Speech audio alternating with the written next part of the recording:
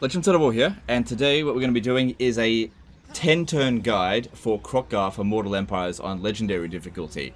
Now, if you're wondering why not 20 turns, having reviewed the situation with Kroq-Gar, the first 10 turns I think is the only ones that actually matter if we're going to play it this way.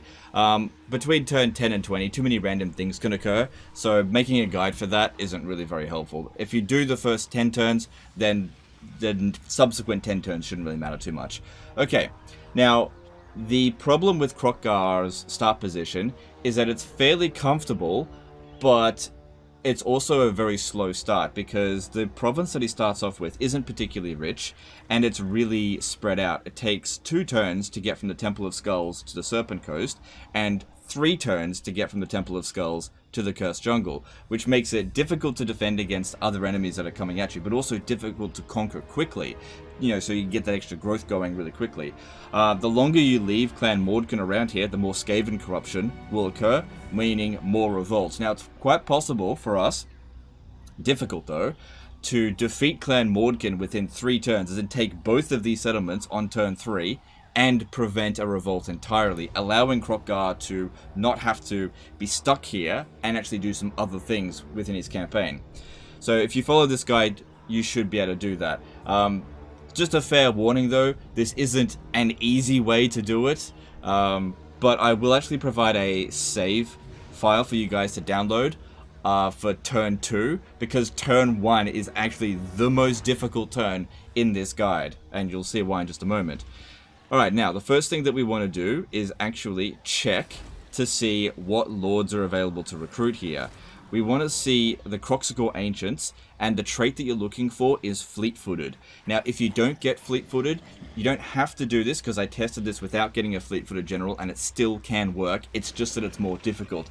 And if you want to do this yourself and don't want to download the save file, my advice is quit out of the campaign and get back into a new campaign until you get Fleet-Footed.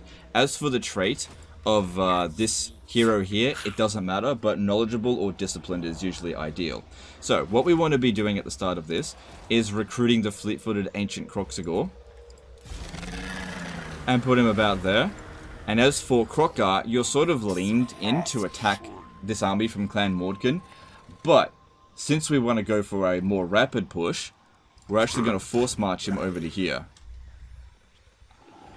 so that on turn 3 we can attack the Cursed Jungle. This guy comes with you. Now, if you're thinking, why not transfer some units into this Kroq-Gar Ancient?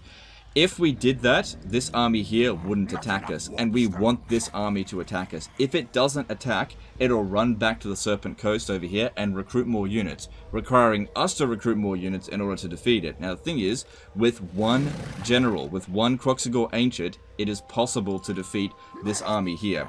So, next thing is the buildings. We want to get rid of this Saurus building, because we want to go full growth with this particular strategy.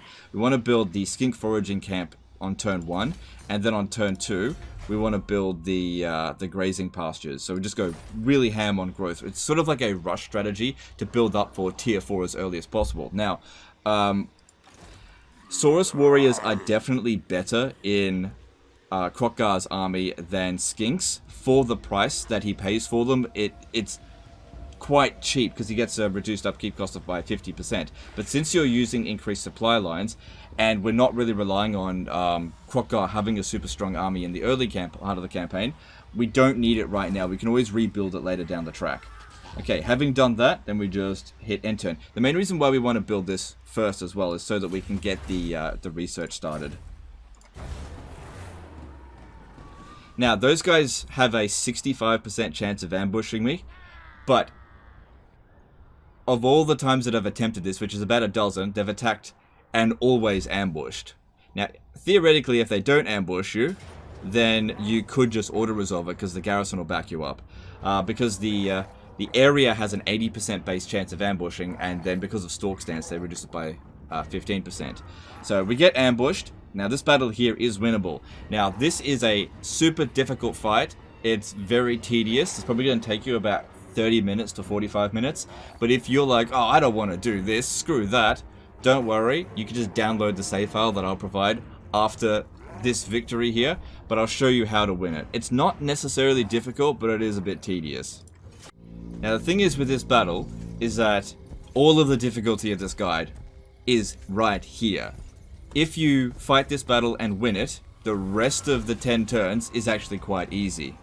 Alright, so what we want to be doing with this, now the reason why we need fleet foot is this extra speed just makes it so that we can hit and run a lot easier. Now the first thing that we need to prioritize is trying to waste the ammunition of the Skaven Slave Slingers. I know it's a pain, but if you allow them to hit you, the Skaven Slave Slingers are going to do the most amount of damage to you. It can be a little bit tricky because the melee infantry will keep trying to chase you, but you're fast enough to do sort of circles around them a little bit. But you don't want to be like charging in there, getting bogged into a fight and just staying in there. Even though this guy is super strong, he'll take leadership penalties from being just overwhelmed and end up routing. So what we're doing here is making sure that as few of these slinger shots here connect as possible. Now if you're thinking why not just charge into them and go into melee and just fight them, the problem is that they've got two. And what they'll do is they'll send in the Skaven Slave Slingers and then just pull them out and keep shooting at you. So it's not really ideal to go charging in. Best to just waste their ammo to begin with. If you manage to do that without them taking much damage to you, then they're not going to do any serious damage to you in melee anyway. Now, we've got one unit over here that's like really pursuing us quite hard, and they're at a significant distance away from the Skaven Slave Slingers. So once they're outside of their range, you can justify charging in. You just really don't want to get shot by the Slingers. They will do the most damage to you. And what we do here, pop this down, charge in, and then run back. So we can get about 7 kills. This is also on very hard battle difficulty, keep that in mind. And then we're also almost in range with these guys here again. Just want to try to ensure that as few shots connect as possible. Because even though these guys are dirt cheap, we are pretty badly outnumbered.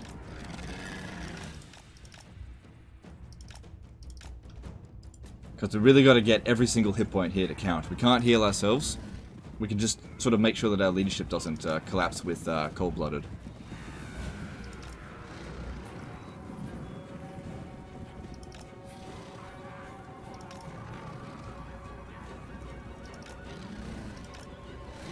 Because if you do a good job here at the start, the end part of the battle will be a lot easier as well. Now, if you're thinking, why not go after the general and try to kill him so that you can cause leadership penalties on them? Here's the thing, we don't want to kill the enemy lord. We want him to be damaged, but we don't want to kill him. And also, if we go into melee with him, they'll send Skaven Slaves in to surround you, and the Kroq-Gar will quite often hit the Skaven Slaves instead of the lord, so it's not an ideal fight.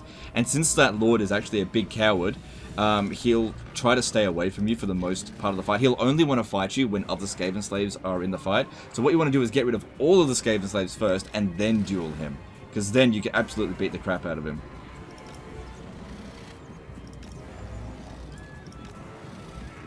And also, because we got Strider, we can move through the trees and they're not going to slow us down or lower our combat penalties. And we can use the trees to block a lot of the Skaven Slave Slinger's shots as well. Now, another thing that we can do during this battle here, if you want to sort of mix things up a bit, if you run into the woods and hide, and then like move around while in the woods, you can get the jump on them and maybe move around their back. So these guys here aren't exactly on your tail, because you want these guys here to use up as much of their ammo as possible before you're really fighting these guys too much. Also gives you a chance to recover your fatigue. Gives them a bit of a chance to do it as well, but that's fine.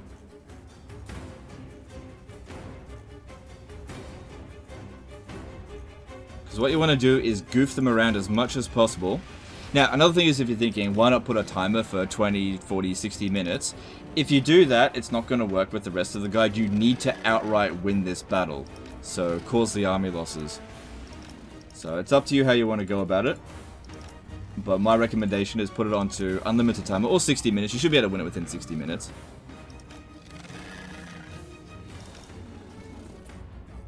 And outright win. Don't try to rely on the timer. Another thing you could do, not recommended, but you could play a normal battle difficulty. It will make this battle a lot easier, because these guys will rout a lot easier. But again, entirely up to you what you want to do. This is primarily for legendary difficulty with very hard battles. Because the thing is, if you're playing on easier difficulties, you shouldn't really need these guides. Because, you know, you're not playing on a particularly tough setting. And it's possible for us to even get the Skaven Slave Slingers to shoot their own troops, but while we're around here, we are getting hit by the Skaven Slaves a bit.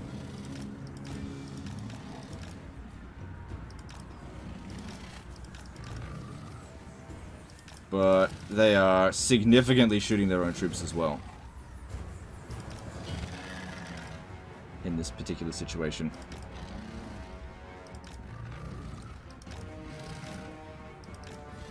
And because the Kroq-Gar's got so much mass and speed, he's just running right over these Skaven slaves.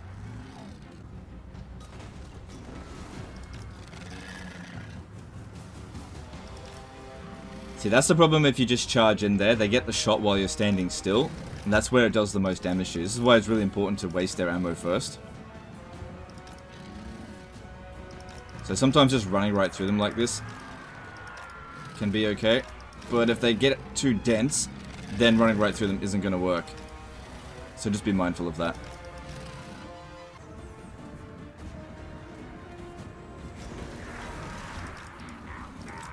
Saw an opportunity to charge into the slingers, so I took it.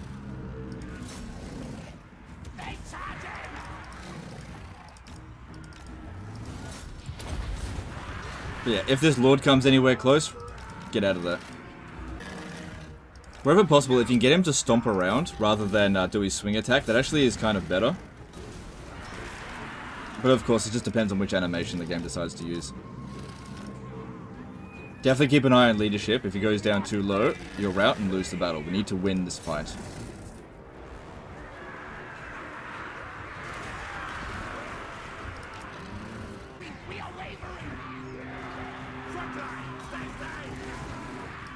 That charge there just did so many kills. That's what we want to see.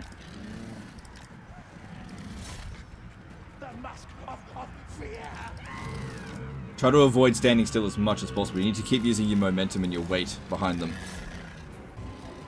Now these guys here are getting pretty close to breaking, so what we want to do here is get them close to the edge so that when they do rout, they actually leave the battlefield straight away. Because I don't need them here. I don't need to kill them, wipe them out. We just want to do some damage to them and then get them off the battlefield.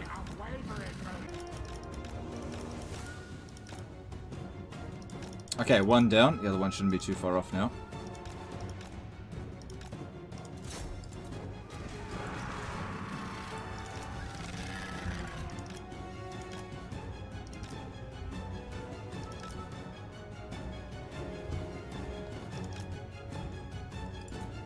There we go.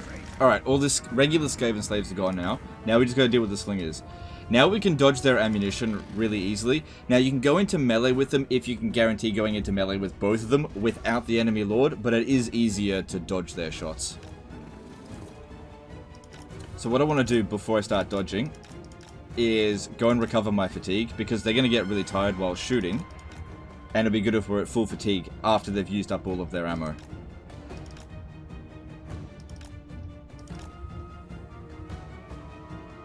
So whenever you feel like it, take regular intervals to come in here and have a bit of a rest. This is another reason why you want to have that fleet-footed. It makes it a lot easier to get enough distance from them where they can't detect you.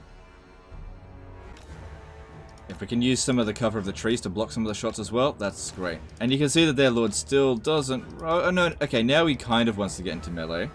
Kind of. I'm not opposed to charging at him every now and again, I just don't want to get shot while doing it.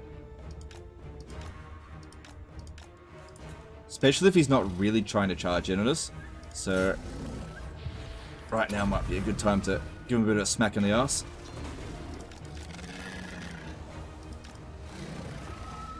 Most of the time you will knock him down, but sometimes he'll resist the charge.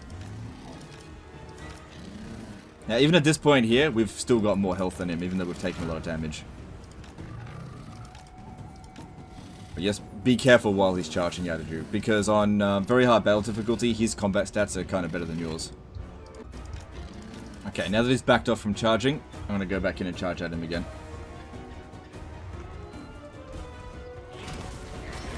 Good, we knocked him down. did some damage to him, and he didn't get a hit on us. That's what we want to do. Then you got to get out of there before he attacks.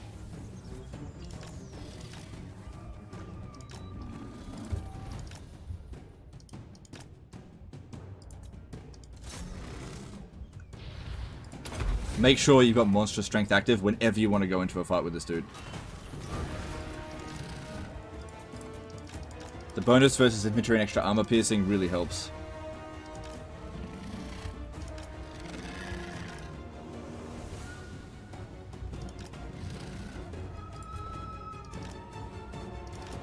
Also, you don't want to be staying too close to the edge here, because when the battle is actually over, we don't want to kill him, but we want to really badly damage him so that the next time we fight him, he's super easy to kill. Because otherwise they'll just replace him with an Assassin Lord, and an Assassin Lord can actually beat a Kroq-Gar in one-on-one combat, because they've got a missile attack as well.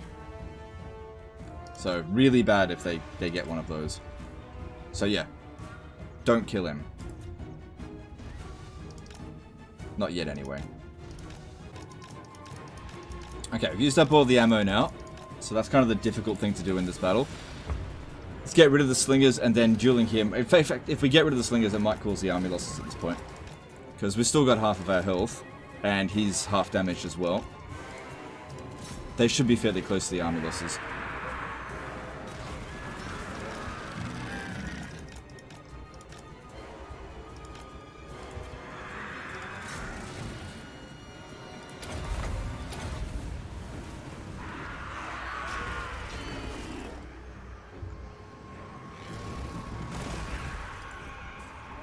Now that we don't have to worry about getting shot, I'm actually going to duel that Lord, because I'm pretty sure I'm going to beat the crap out of him now. Especially while this is active. And we've got the heal advantage. There we go, we won. Now remember, don't kill him, just really hurt him. Even worse than this.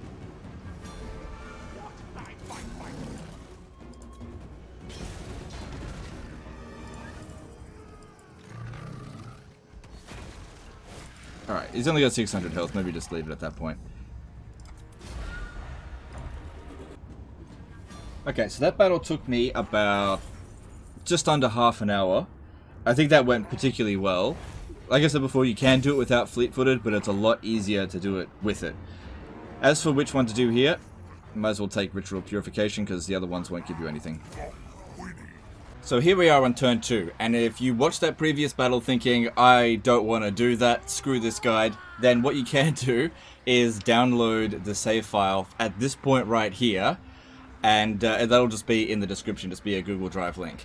Now, I want you to keep an open mind about that previous battle. Doing that battle and winning it saves you a lot of time in the long run, because now the rest of Clan Mordkin is actually really easy to beat.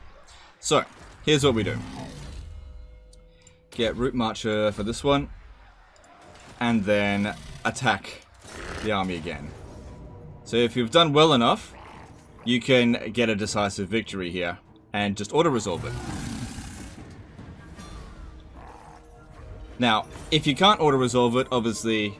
Well, actually, if you download the save file, then you can auto-resolve it. But if you did it yourself and it didn't go quite this way, and it was like a Pyrrhic victory or Pyrrhic defeat, fighting the battle this way should be a lot easier than what we just went through, because you can waste the ammunition of the Skaven Slave Slingers at the start, and it also only takes like 1 or 2 hits to kill him. So, and once you win, you wipe them out utterly. We don't really need this banner, but I know what I'm going to do with it. Okay, once again, take the money. Okay. And I'm going to take it off him and put it on Kroq-Gar. Now, in one of my attempts of doing this like strategy coming up with it, I actually got some really good items. This time I didn't, but if you get some good items, put them on Kroq-Gar. Now what we want to do with Kroq-Gar is move him over to this position and recruit 3 units of Skink Cohort. And then as for this guy, we want to, just by regular march, move him over to here. There shouldn't be any lords sitting in there waiting to attack you. Doesn't really matter what you want to put in here, but if you want to put in Predatory Fighter, it doesn't really matter. Then what you want to do is recruit another lord here. It doesn't matter which trait shows up. We got Disciplined 1 here.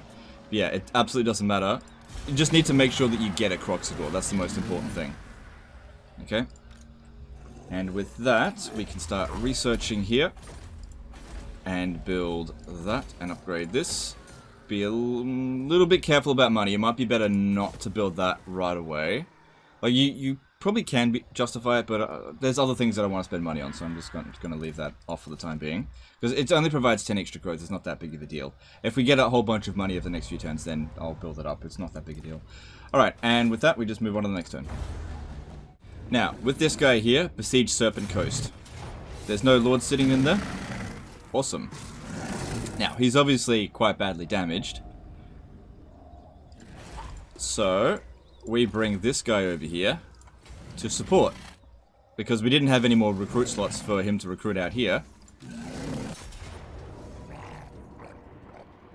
And we can get a decisive victory. Now, if for some reason it doesn't give you a victory here, then just switch him out with another Kroq-Gar or even a Saurus or Blood or whatever, and then auto-resolve it. Because at this point, make sure you occupy it as well. At this point, you don't need him anymore. He's done his job. Both of them.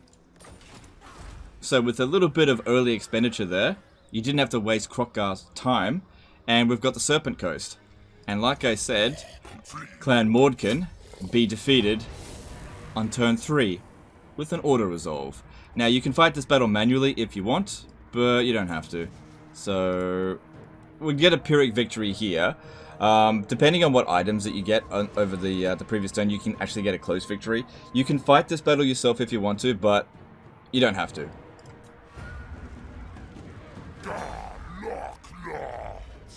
Because it doesn't really matter how much damage we took here. And then we want to occupy it because we don't want to cause public order problems. Not for long. Okay. And there we are. This province here is secured by turn 3. Now, that is why it's so important to do that battle there. If you don't do that one, it makes it very difficult to use the Kroq-Gars to get over here, unless you recruit with them, and if you recruit with them, then it's more difficult to deal with that. So that's why it's so important to win that fight there.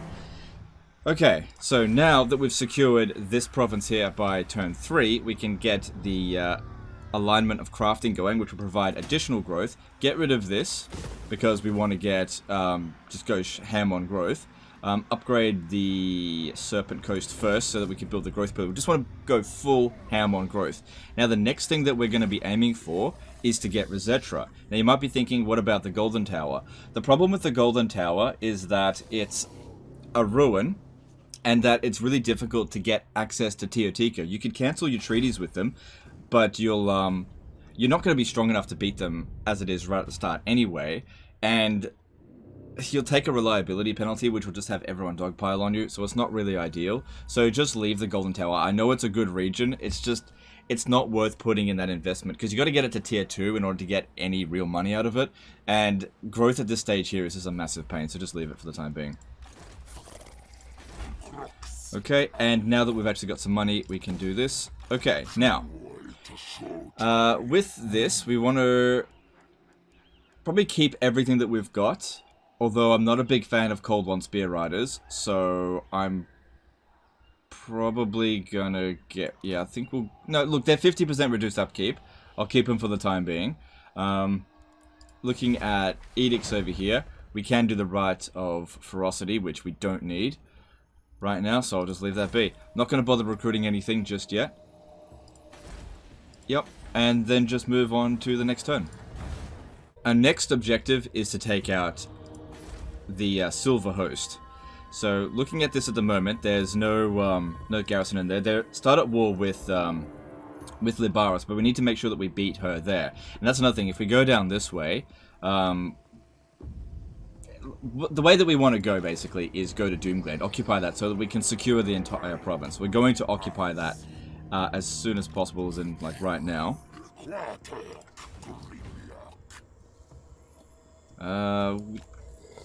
See, if I recruit anything right now, what that's going to do is just mostly be lost when we occupy this. We've got extra movement as well. And this guy here, yep, that's fine. See, what I would... let me just see here. What I would like to do, actually, is have the Skink Priest search the ruins first, so that he can get another level up, so that he'll have access to Wind Blast. That'll make a big difference, but if there's no army sitting in there, then it really shouldn't be a problem anyway. So, probably not going to do that. It's up to you which way you want to go about that. And then with the Cursed Jungle, put in for growth there. And, yep, we can upgrade that, because we're not spending too much on our army. Because, yeah, if we get at these guys here quickly, they're just not going to have any forces there, because they're still dealing with Libaris. So, yeah, you could search the ruin first, but if you search the ruin, you're not going to be able to occupy the ruin. So, I think it's probably best at this stage here if we just get on and occupy it. Damages our army a little bit, but just got to put up with it. Do this, and we want to be fairly decent friends, I think, with the course of Libaris at the start, because we can possibly use her to go to war with Clan Moors. So don't declare war on her right off the bat. If you have a look, she's way stronger than us as well. We're not going to be able to recruit anything here. I could use global recruitment, but I'm not going to sit around. Even with our army at this strength here, as long as there's nothing sitting in here, if we have a look, yeah, there's no army sitting in there. If we move fast enough, we should be able to beat it with what we've got here.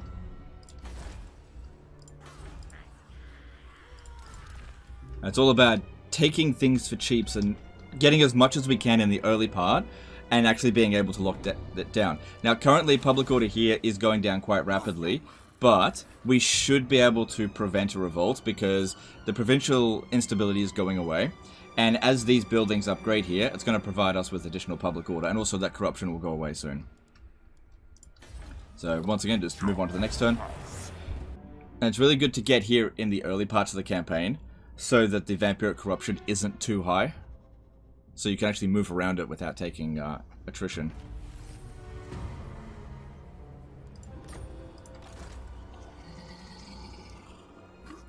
Alright, if we force march there, we can get there next turn, but another turn of replenishment would really help. If we have a look over here, there's still no army sitting in there, so even though we would take some attrition being in their territory, I don't want to risk the chance of them having even a single lord in there, so I want to be able to attack it next turn. This is a super aggressive rush here. You can merge some of your units if you absolutely want, but I'm not going to do that because otherwise I have to re-recruit them. Okay, upgrade the Cursed Jungle, go for food. That's it. Probably best don't tax that. Should have done that last turn. And then move on. Okay, so looking over here, no military presence there, so we shouldn't be expecting any serious conflict. And we've got a mission here to go to war with them, so that was good timing. You usually get that mission if you're around here around that time. We could also offer to join war with Libaris. You can get a trade agreement with her if you want, but some people do like to expand over this area quite quickly. The biggest problem in the early game that you're going to, or even in the mid game that you're going to deal with, is Queek Headtaker, and sometimes you can get Libaris to go to war with them. So right now, I'm just going to see if I can get a little bit of money out of her. No. Who else are these guys? They're only at war with them, so that's not going to work. If we have a look at Teotihuacan, can't get any agreements with them because we're not strong enough. So if we had an alliance, we could drag them into it. Doesn't really matter. I can't see the Silver Host lasting too much longer. Just outright declare war. Take the 500 gold. We'll probably have to fight this manually, yeah, because our damaged army performs really badly in auto-resolve, but this shouldn't be a difficult fight.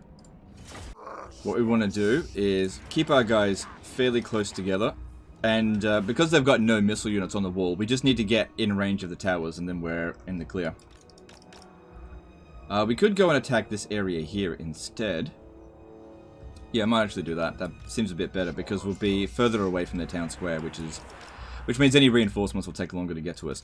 Alright, we want to use the wizard as a tank, and also Kroq-Gar to tank the towers. Keep these guys back just a little bit. Don't worry about gambling for Winds of Magic, because we've only got Harmonic Convergence. This is what I was saying before about wanting to get him an extra level up, so that he could get... Oh, I'll just make a run for it. So that he could get Wind Blast. But it's not essential. It's up to you if you want to do that. You just get here a turn later.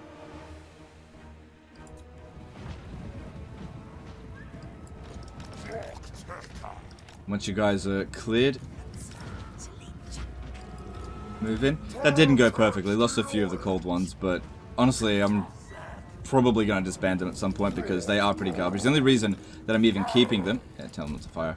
The only reason I'm keeping them for now is because they're 50% reduced upkeep cost. But once we got some supply lines, I'd get rid of it straight away. And we want to be relying fairly heavily on the Feral Stegodon here, because even though there's anti-large in here, this is an anti-infantry unit, and it does do a good job.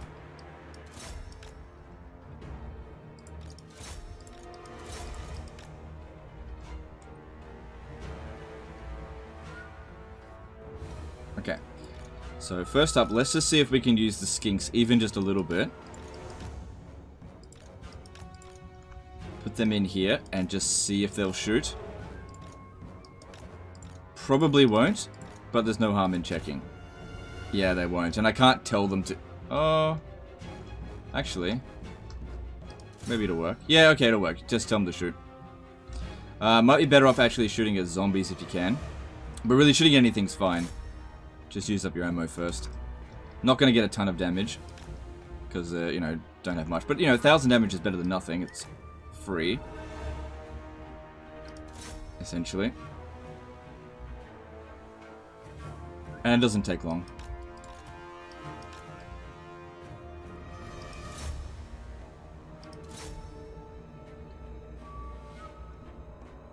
So, yeah. They're getting about 1,000 damage done a pop.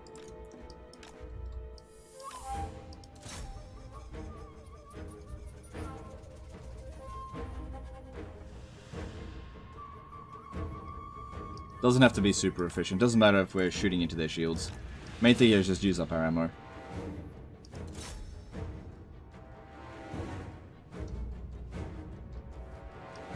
Okay. Now send all of our melee infantry into the fight along with Kroq-Gar, and then send in the Stegodon. And while that fight's going on, the unit that you want to be boosting with harmonic convergence is the Stegodon. But just want these guys here to pin these units down and have the Stegodon push through here and then cycle charge into their rear. Meanwhile, Kroq-Gar's just sitting there fighting. And just don't use the cold ones. They're totally useless here. That's it. Pull it through.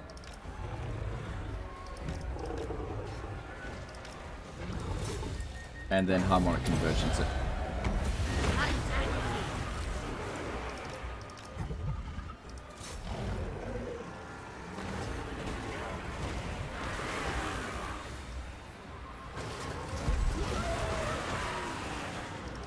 You can see he gets kills really quickly.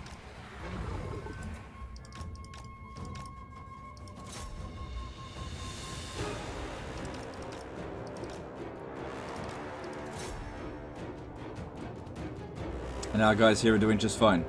Just keep them pinned in place and have the Stegodon do whatever it wants. And if it goes rampage, just have Kroq-Gar tell it to stop. Don't need to be too pedantic about the harmonic convergence. Doesn't make that big of a difference. It's just a bit of extra stat boost.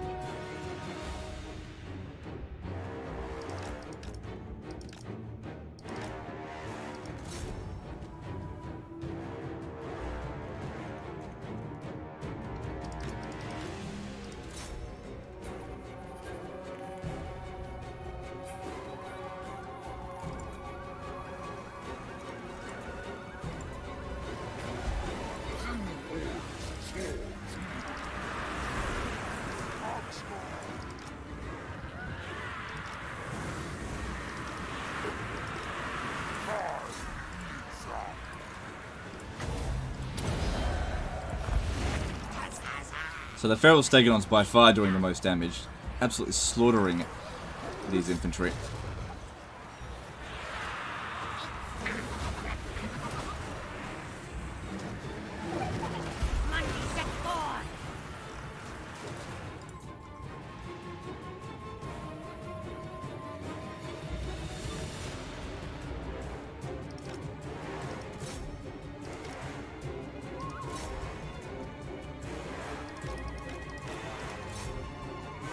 Try to really make them charge as much as possible. Cycle them between different units.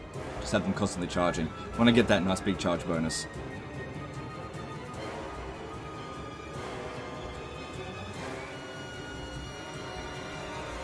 Okay, our units are getting pretty worn out at this point. I don't want any of them getting wiped out, so I'm going to try to keep them back a bit. The Sauruses can handle a little bit more.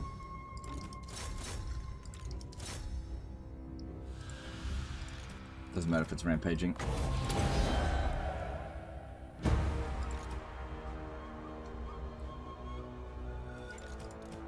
The thing is, while that's active, they do get better stats. So don't tell them to turn it off. Because there's two different types of rampage, right? There's this one here, the yellow one, the primal instincts. That's still crap, because rampage sucks. But it's better than this one here, which just provides rampage. So the Saurus one's not too bad. Getting extra melee attacks, not bad. Alright, I think that's all of their infantry dealt with. The stegodon and Kroq-Gar should be able to handle these two by... Actually, bring this one as well. Handle these two by itself, no problem. Because we want to try to keep the damage fairly spread out. And these three are in really good shape and everyone else is really badly damaged. Like I said, not a difficult fight, but you got to fight it manually just because we occupied that other place. Now you could just beeline straight over here without occupying that other settlement. But it's just not as efficient in terms of the moves that you're making. Because you want to secure the entire province in order to get that growth.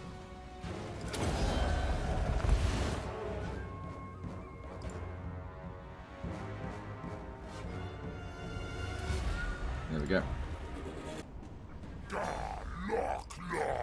Now what you want to do once you've captured Reszetra is loot and occupy it. Not because it's a good amount of money, but because you actually want a revolt to occur as soon as possible. Because this, at this point here, is where you stop expanding for a few turns. On turn 7, we've already got 2 full provinces. That's kind of enough for now. If we expand any further, we're just going to collapse. Like, this province here's public order is just not maintainable. And so for the next 3 turns, we just maintain and stabilize things. So, yep, turn on the taxes there because we want a revolt. Go with growth. Go with growth. Because we're not necessarily here to make loads of money at the start of this campaign. We've got to get the growth sorted. And then get that one there. That's why it was so important to get the Doomglade so that we get the Edict for the extra growth. And why it wasn't really that important to get the Golden Tower, because we've got to wait a fair bit of time before we can actually declare war on TOTQuad. These guys here are very defensive, but you've got to wait until turn 11 before you cancel them, or else everybody will declare war on you. Because treachery is not a good idea for lizardmen. That's if you want to go to war with them. Getting a confederation with them early requires a lot of luck, so that's up to you if you want to try to go for that. And they tend to just sit there doing nothing, and the Golden Tower does make a lot of money. But at this point here, we just, for the next few turns, just observe the situation. But it should be pretty breezy. What is likely to occur is that Clan Moors is likely to declare war on us. And if that happens, that's why we need to make sure that Libaris is kind of friendly, because we can drag her into that as well, sometimes. So we want to go down the blue line first to try to get the Lightning Strike, especially if Quick is going to show his head. Got the that one there. You can stand outside the settlement to try to trigger the revolt a little bit faster. Doesn't make that big of a difference, but it makes a big difference in terms of replenishment, so I'm just going to stay there for now. Not going to recruit anything. We can get some more skin cohort, but like I said, want to try to save up some money and get some buildings sorted first. But yeah, if we have a look on our borders with everybody that we've met, we haven't actually met Queek yet, but we'll probably meet him over the end turn. You have my attention. In terms of deals that we can make, pretty much nothing. If you establish a trade agreement, then you've got to wait a further 10 turns before you cancel it. So it's entirely up to you what you want to do with that. Don't accept the peace treaty with these guys here, because you'll take a reliability penalty. Ragnos are still around. Once Arachnos is gone, then Queek will be discovered. Right, moving on. Okay, if we stand here now and go into encamp stance, there will be a revolt over the end turn, so that all worked out quite well. We can repair that if we want. It's only a little bit of money. Because I left it damaged because I wanted a revolt, just wasn't sure if it was going to hit that. Also, usually it's not efficient to repair settlement buildings like that. Could recruit some stuff, but we don't need to. We haven't met Queek yet, which is good. We want to delay that as long as possible. The Jagged Horn tribe just showed up over here, so that's bad. It's random about these guys showing up. Yeah, they are stronger than us. They're at war with Numas, but it said they showed up over here. If we have a look... Yeah, look, we'll just have to wait and see. They usually show up near your capital, so we'll just have to wait and see with that. Because they're... Beastmen showing up can just go blow up random settlements. It can really suck. Especially if you're in a weakened state, which we're in at the moment. So, Teotika's gone and declared war on Libaris. That's fine. Looking over here, they're starting to rebuild. But, I mean, they might make their way to Doomglade, and that's fine if they do. But usually they get wiped out by Libaris. Now, as for them, yeah, the Beastmen definitely showed up around here. If we declared war on them and tried to drag them into it, these guys here are a really bad ally. Like, they suck. I'd probably try to get rid of them more than anything. And we can't negotiate with them. They're probably just going to hang around here for a little bit longer. But they are significantly stronger than us, which sucks. These guys... Reptiles and serpents share ancestry. Maybe we... Yeah, just keep her there. And we'll take this out here. You could also leave it for another turn to build up some more public order here. But we don't need to. Better just get the win now. No point fighting the battle manually if you don't need to. Yeah, this one here will get wiped out if I don't fight it manually, so I guess I'm going to have to. Okay, doesn't look like there's anything particularly difficult about this. Send the wizard up ahead to go and cast Wind Blast, soften them up a little bit. And, you know, try not to lose any units, don't have to get wiped out.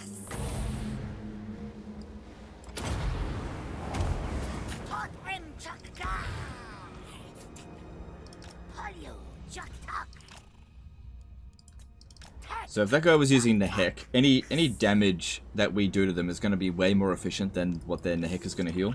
Because if we have a look here, we dished out 2,800, and a Nehek will heal about 8,900, roughly. Have the stegodon go for the Lord. That anti-infantry really comes in handy. Now, in terms of using Harmonic Convergence, I wouldn't bother. Focus on Wind Blast, this is way better. Get the Skeleton Spearmen over here to just chase after us with... I have no intention of actually engaging with them. The Cold One Spear Riders just don't have any real value here, so just keep them out of it.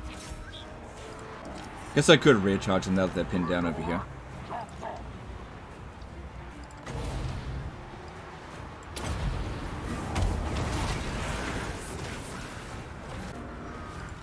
But of course, the pull-out game on these guys sucks, and there's always like one or two guys that just get left behind.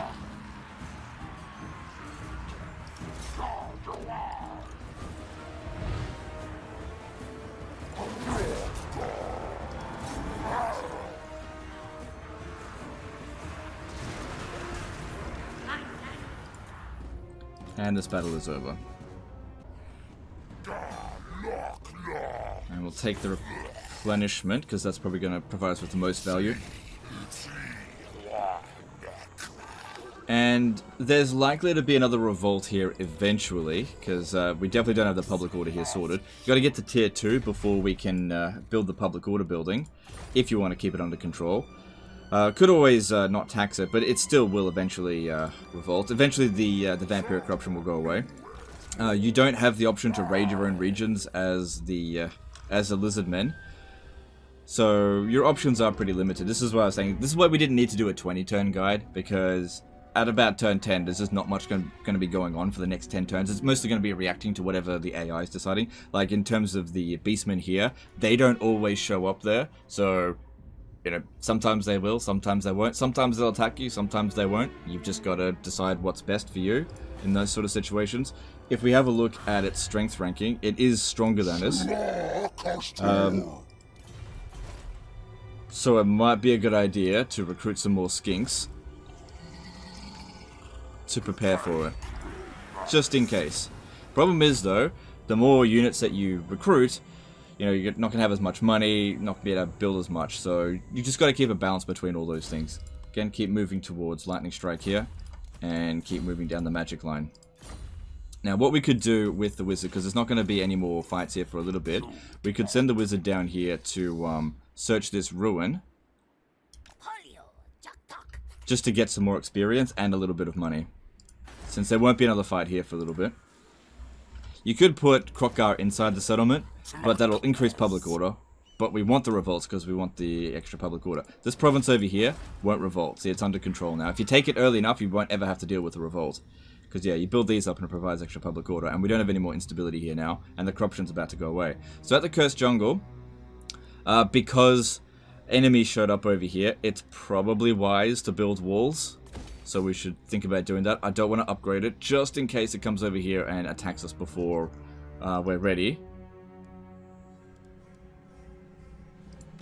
Could be also wise to come over to Doomglade, but maybe wait until after Mahrak has been defeated by Libaris.